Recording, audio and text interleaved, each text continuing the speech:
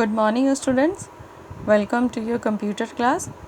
This is chapter 2 and today I will teach you about output devices.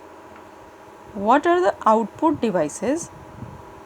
Here you can see in this picture monitor, printer, speaker. These are output devices.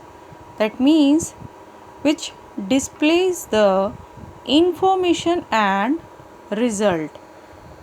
ये सारे devices हैं जिससे हमें data process होने के बाद क्या मिलते हैं, इंफॉर्मेशन और रिजल्ट्स हमें मिलते हैं। और ये वो सारे डिवाइसेस हैं जिससे हमें हमारा मीनिंगफुल रिजल्ट मिलता है। Monitor, it looks like TV screen, whatever you type on the keyboard can be seen on the monitor. जो भी हम चीज़ें टाइप करते हैं, जब कीबोर्ड से हम टाइप करते हैं तो वो सारा इस पर डिस्प्ले होता रहता है ना। It also displays the processed information.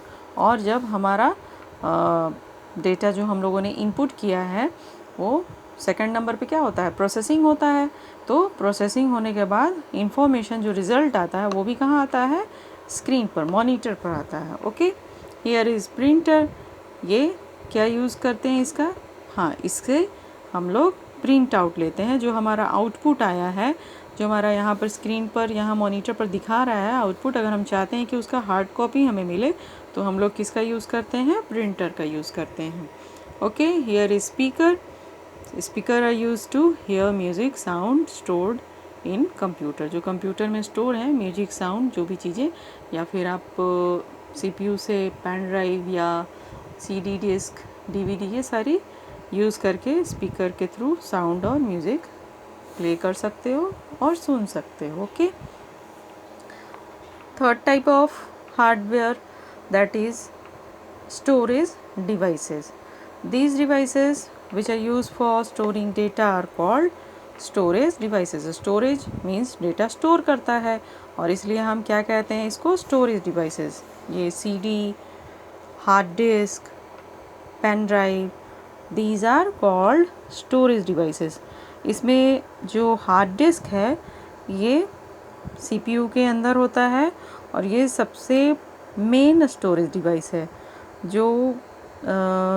जो भी हम कंप्यूटर पर वर्क कर रहे हैं वो सारी चीज़ें यहाँ स्टोर्ड होती रहती हैं, ठीक है।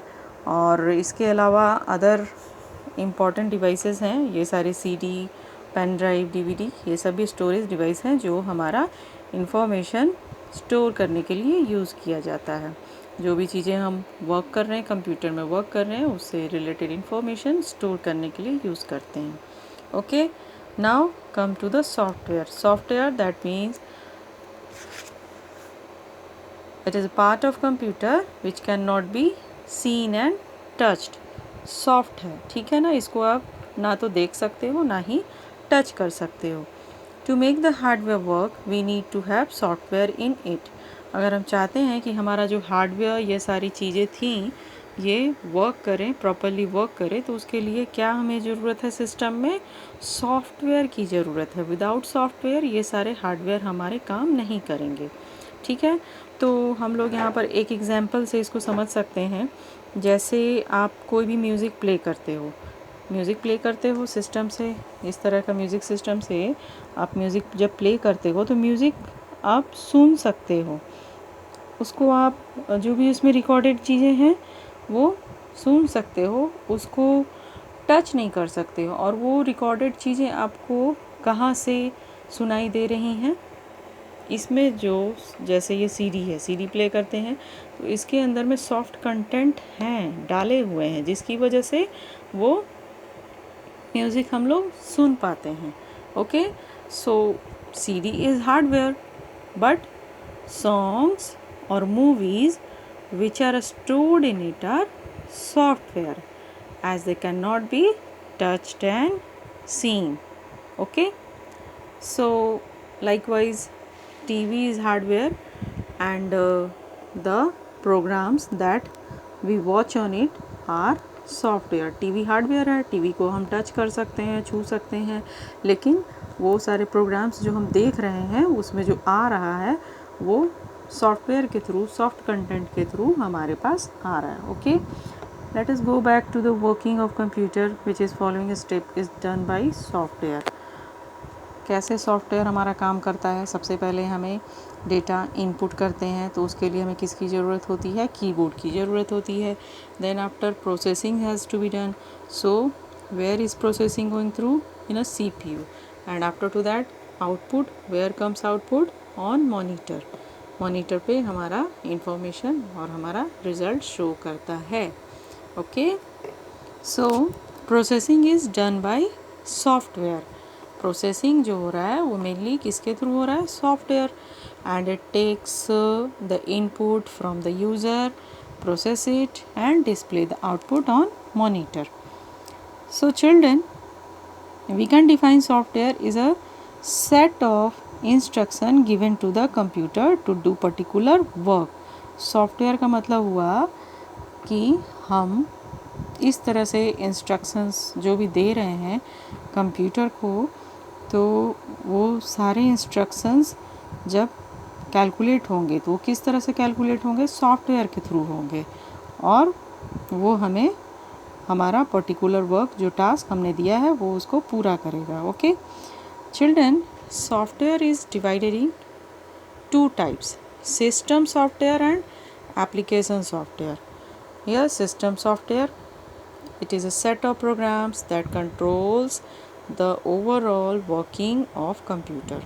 System software, कंप्यूटर में जो भी काम हो रहा है उसको ये कंट्रोल करता है. और कंप्यूटर में जो system software, main system software होता है वो है ऑपरेटिंग सिस्टम. सिस्टम सॉफ्टवेयर में मेन जो सिस्टम काम करता है वो हमारा है operating system. It is a part of system software that makes a computer run. ये ऑपरेटिंग सिस्टम क्या है, एक सॉफ्टवेयर है जो कंप्यूटर में डाला हुआ होता है. ठीक है, इसमें आपको कुछ करने की ज़रूरत नहीं है और इसकी वजह से ही हमारा कंप्यूटर रन करता है, वर्क करता है. It manages all input and output operation. It also manages the link between the different parts of computer and the user. सारे लिंक्ड होते हैं ना, जैसे मॉनिटर, माउस और कीबोर्ड या फिर माइक्रोफोन, सारी चीज़ें लिंक्ड होती हैं, सब जुड़े हुए होते हैं, CPU से जुड़े हुए हैं.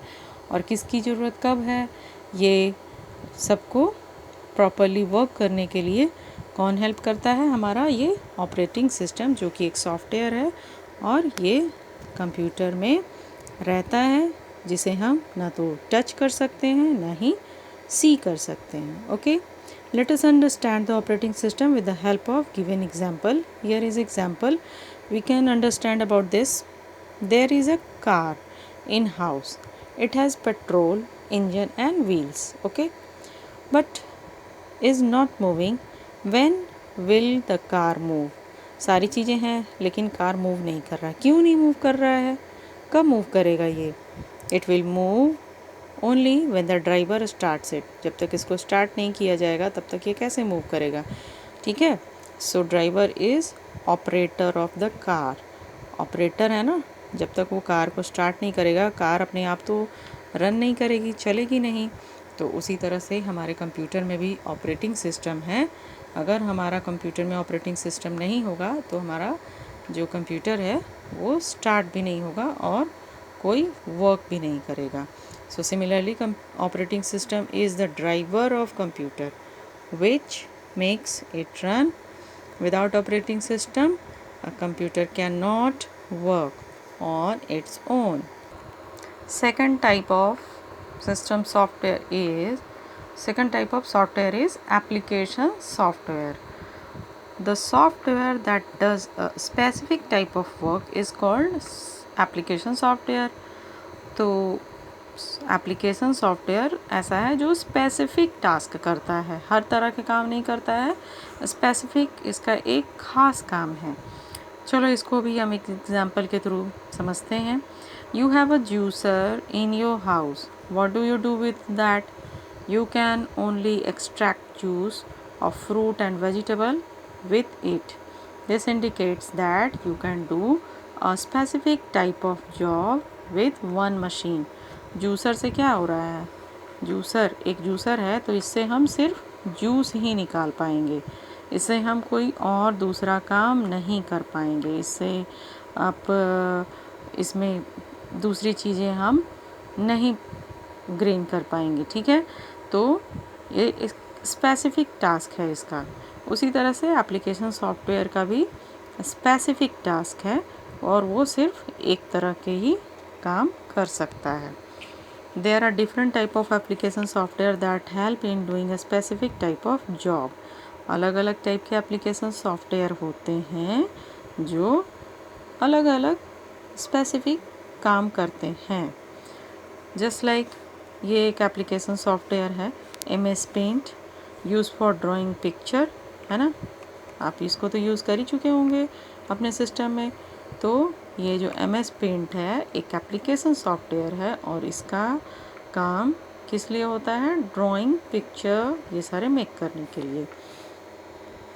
कुछ ऐसे एप्लीकेशन सॉफ्टवेयर होते हैं जो गेम प्ले करने के लिए होते हैं, तो that means it is use for entertainment. Such application software like WordPad, it is used for type and making corrections in the text.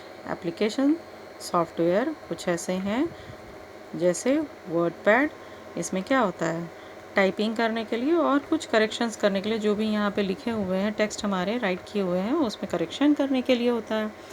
Calculator, इससे तो आप बहुत अच्छी तरह से इंट्रोड्यूस्ड होंगे। कैलकुलेटर ये use for doing calculation. So children, this chapter is finished over here, and in this chapter we had studied about hardware, software, input devices. Input device किसके अंदर आता है, हार्डवेयर के अंदर, ठीक है। और आउटपुट डिवाइसेस ये भी हार्डवेयर है। Storage devices hardware. सेकंड जो हमारा सिस्टम काम करता है सॉफ्टवेयर के थ्रू काम करता है, और सॉफ्टवेयर में हमारा दो पार्ट डिवाइड है, system software and application software. Okay, so revise this chapter properly and try to do the exercise that is given here. I'll send you PDF, you can check your answers from it. Okay, thank you.